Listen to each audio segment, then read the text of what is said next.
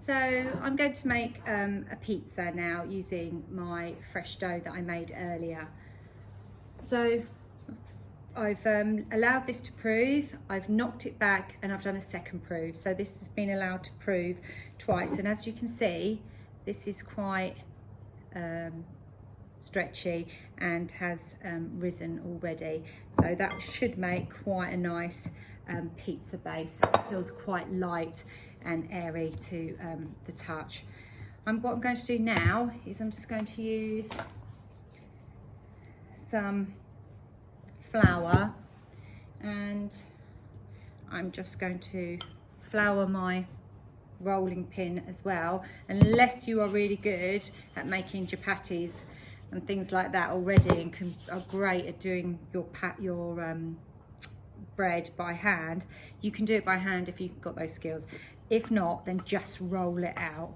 So you're just going to roll that dough out with the rolling pin. Now you'll see as you roll it, because it's a nice stretchy dough, because that gluten formation and because the carbon dioxide bubbles in there from the fermentation that's occurred from the yeast, this will tend to stretch.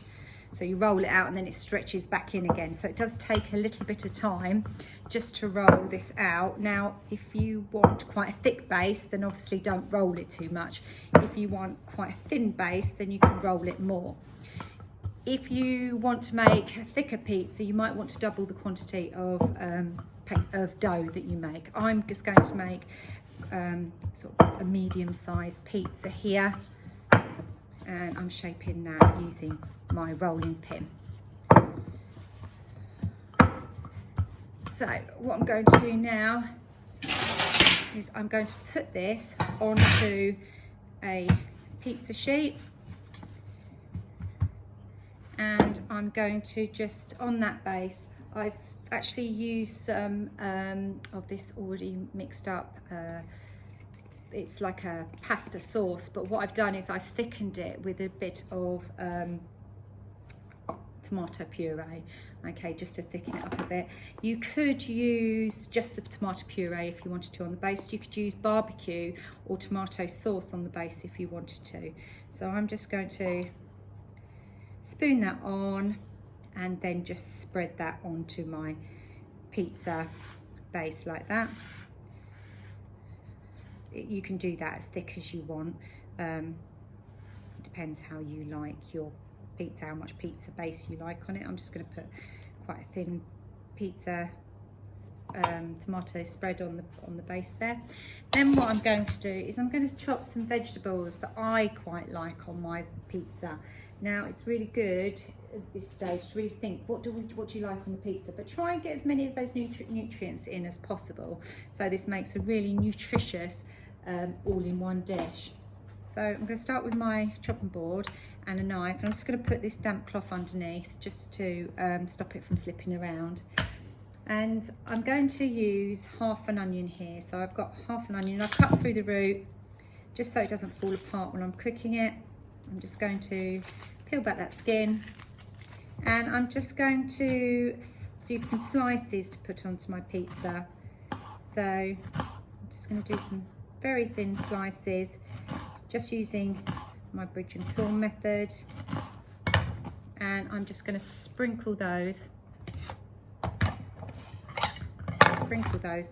onto my pizza base. And depending how much you like of each ingredient, feel free to add more than what I'm adding. I've also got a couple of mushrooms here. Now mushrooms, they do get a little bit dirty, so you just need to put them onto the tap and just make sure that they're just washed and any bits that are on there are just washed off.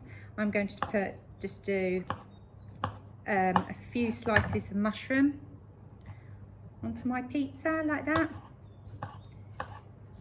A few bits of mushroom.